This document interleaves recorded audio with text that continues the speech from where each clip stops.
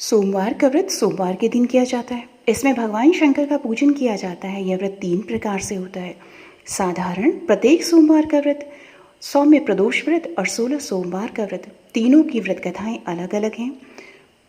सोमवार का व्रत करने से अति उत्तम फल मिलता है। इसमें समस्त मनोकामनाएं पूरी होती हैं। इस व्रत से सभी रोग शोक दूर होते हैं और सुख संपत्ति की प्राप्ति होती है। कुमारी लड़कियों को मनभावन पति मिलता है। यदि कोई विशिष्ट इच्छा हो तो उसके लिए 16 सोमवार का व्रत करना चाहिए, जो सावन से शुरू किया जा सकता है।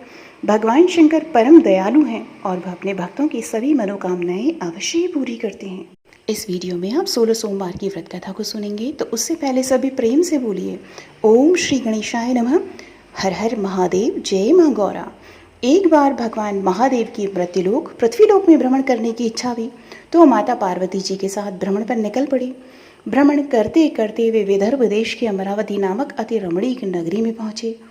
अमरावती नगरी सभी तरह के सुखों से परिपूर्ण थी। वहां के राजा ने अति रमणीक शिव जी का मंदिर बनवाया था। उसमें भगवान महादेव भगवती पार्वती के साथ गए। वहां माता पार्वती भगवान शंकर जी से बोली कि हे प्रभु, आज हम दोनों चौसर खेलेंगे। शिव जी ने माता पार्वती जी की बात को मान लिया और चौसर खेलने लगे। माता पार्वती ने मंदिर के पुजारी से पूछा, पुजारी जी बताओ, इस खेल में दोनों में से किसकी जीत होगी? पुजारी ने बिना विचारे ही कह दिया कि भगवान महादेव जी की जीत होगी।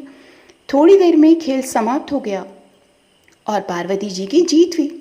अब माता पार्वती ने पुजारी को झूठ बोलने के अपराध में श्राप देना चाहा।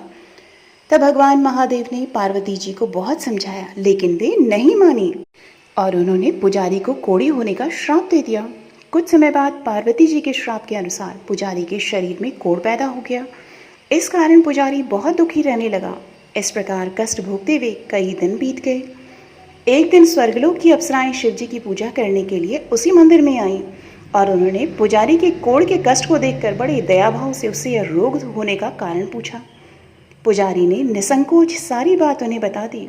तब वे अप्सराएं बोली कि हे पुजारी जी, तुम अधिक दुखी मत हो। भगवान शिव जी तुम्हारे कष्टों को दूर कर देंगे। तुम भक्ति भाव से 16 सोमवार का व्रत करो। पुजारी ने अप्सराओं से 16 सोमवार व्रत की विधि पूछी। अप्सराओं ने बताया कि जिस दिन सोमवार हो उस दिन भक्ति के साथ व्रत करो और स्वच्छ वस्त्र पहनकर आधा सेर गेहूं का आटा लो और उसकी बाटी बनाकर गुड़ व घी मिलाकर चूरमा बनाओ। अब उसके 3 भाग करो। फिर घी, गुड़, धूप, दीप, पूंगी फल, बेलपत्र, जनेऊ जोड़ा, चंदन, अक्षत, पुष्पादि के द्वारा प्रदोष काल में भगवान शंकर की विधि पूर्वक पूजा करो। पूजा करने के पश्चात 3 भागों में से 1 भाग शिव जी को अर्पण करो और बाकी 2 भागों को शिव जी के प्रसाद के रूप में उपस्थित जनों में बांट दो और फिर स्वयं भी प्रसाद ग्रहण करो। इस विधि से 16 सोमवार व्रत करो। फिर 7वें सोमवार के दिन पाव से गेहूं के आटे की बाटी बनाकर और उसमें घी तथा गुड़ मिलाकर चूरमा बनाओ और शिव जी को भोग लगाकर उपस्थित भक्तों में बांट दो। बाद में स्वयं सपरिवार प्रसाद ग्रहण करो तो भगवान शिव जी की कृपा से तुम्हारे मनोरथ पूर्ण हो जाएंगे। ऐसा कहकर अप्सराएं स्वर्ग को चली गईं। ब्राह्मण ने यथाविधि 16 सोमवार व्रत किया तथा भगवान शिव जी की कृपा से कोढ़ से मुक्त होकर आनंद पूर्वक रहने लगा। कुछ दिन बाद जब पुनः भगवान शिव और माता पार्वती उस मंदिर में आए, तब ब्राह्मण को निरोग देखकर पार्वती जी ने ब्राह्मण से रोग मुक्त होने का उपाय पूछा तो ब्राह्मण ने 16 सोमवार व्रत के विषय में बता दिया। तब माता पार्वती ने अति प्रसन्न होकर ब्राह्मण से व्रत की विधि पूछी और फिर उसी विधि के अनुसार व्रत करने शुरू कर दिए। उन्होंने व्रत करते हुए कामना की कि उनका पुत्र उनके पास वापस लौट आए। व्रत करने के बाद उनकी मनोकामना पूर्ण हुई और उनके रूठे पुत्र स्वामी कार्तिकेय स्वयं माता के आज्ञाकारी हुए। कार्तिकेय जी ने अपने इस विचार परिवर्तन का रहस्य जानना चाहा और वे माता पार्वती से बोले कि हे माता जी, आपने ऐसा कौन सा उपाय किया जिससे मेरा मन आपका आज्ञाकारी हुआ? तब पार्वती जी ने कहा कि उन्होंने 16 सोमवार के व्रत किए थे। स्वामी कार्तिकेय जी बोले कि मैं भी इस व्रत को करूँगा, क्योंकि मेरा प्रिय मित्र ब्राह्मण बहुत दुखी मन से परदेश गया है। मुझे उससे मिलने की बहुत इच्छा हो रही है।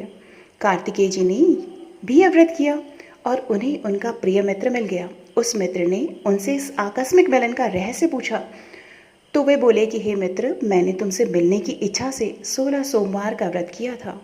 अब ब्राह्मण मित्र को भी अपने विवाह की इच्छा हुई। स्वामी कार्तिकेय जी से व्रत की विधि पूछकर उसने यथाविधि व्रत किया। व्रत के प्रभाव से जब वह किसी काम के संबंध में विदेश गया तो वहां के राजा की लड़की का स्वयंवर था।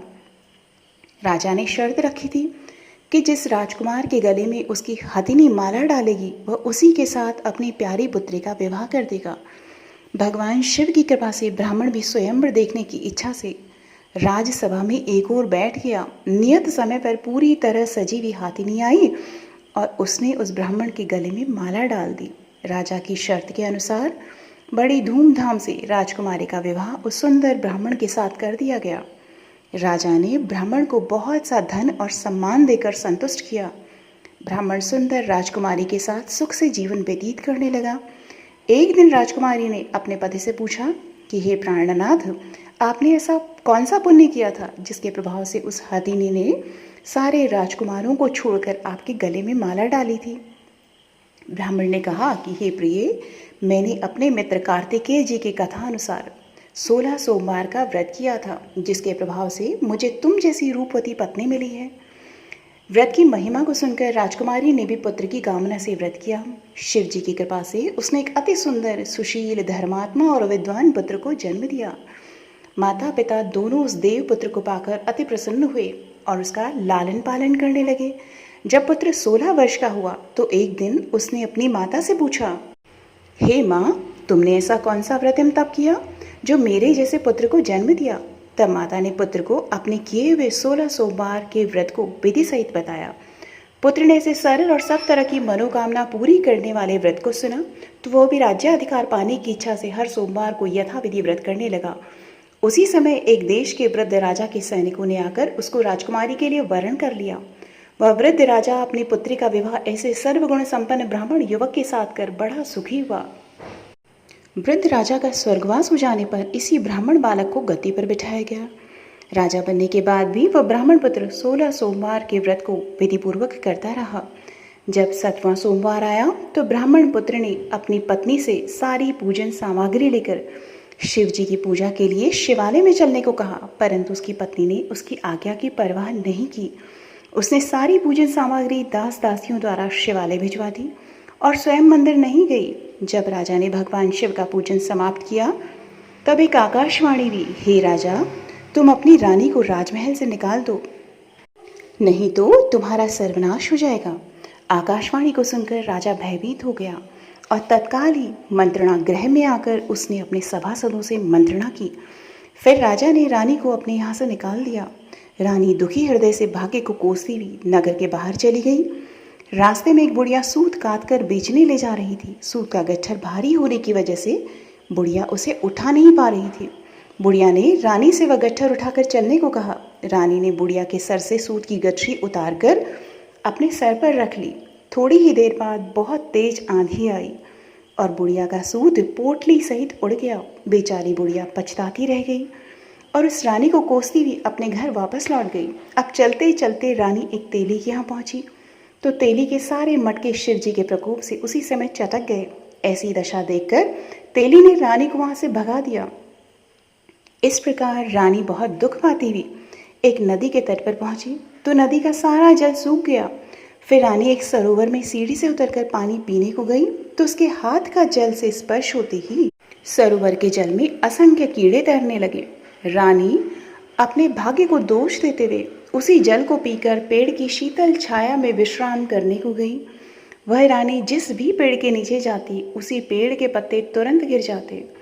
वन, सरोवर और जल की ऐसी दशा देखकर गाय चराते ग्वालों ने समीप के मंदिर में पुजारी को सारी बातें बताई। पुजारी के कहने पर ग्वाले रानी को पकड़कर पुजारी के पास ले गए। रानी के मुख कांति और शरीर की शोभा देखकर पुजारी ने सोचा कि अवश्य कोई किस्मत की मारी कुलीन स्त्री है। ऐसा सोचकर पुजारी ने रानी से कहा, हे पुत्री, मैं तुमको अपनी पुत्री के समान रखूंगा। तुम मेरे आश्रम में ही रहो, मैं तुमको किसी प्रकार का कष्ट नहीं दूंगा। पुजारी के ऐसे वचन सुनकर रानी को धीरज मिला और वह आश्रम में रहने लगी। परंतु आश्रम में रानी जो भोजन बनाती वह सड़ जाता, जल भर के लाती तो उसमें कीड़े पड़ जाते। अब तो पुजारी जी भी बहुत दुखी हुए और उन्होंने रानी से पूछा, हे बेटी, तुम्हारे ऊपर कौन से देवता का कोप है जिससे तुम्हारी ऐसी दशा हुई है। पुजारी की बात सुनकर रानी ने भगवान शिव के पूजन का बहिष्कार करने की सारी कथा सुनाई। तो पुजारी ने रानी से कहा, देवी, तुम सारे मनोरथों को पूर्ण करने वाले 16 सोमवार व्रत को करो। उसके प्रभाव से तुम अपने कष्ट से मुक्ति पा सकोगी। पुजारी की बात सुनकर रानी ने 16 सोमवार व्रत को विधि पूर्वक संपन्न किया और 17वें सोमवार को व्रत का उद्यापन किया। व्रत के प्रभाव से राजा के हृदय में विचार आया कि रानी को गए हुए बहुत समय व्यतीत हो गया है, वह न जाने कहाँ कहाँ भटक रही होगी, उसे ढूंढकर वापस लाना चाहिए। वह सोचकर राजा ने रानी की तलाश में चारों दिशाओं में दूत भेजे।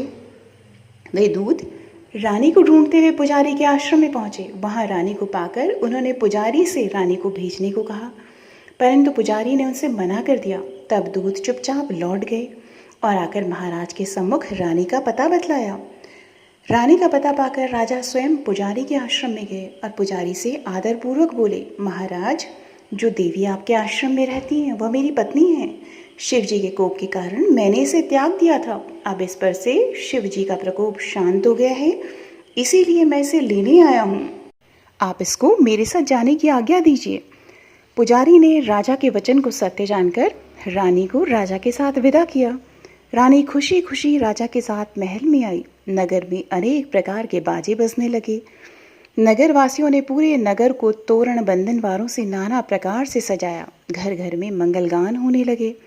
राजा ने अनेक तरह से ब्राह्मणों को दान आदि देकर संतुष्ट किया।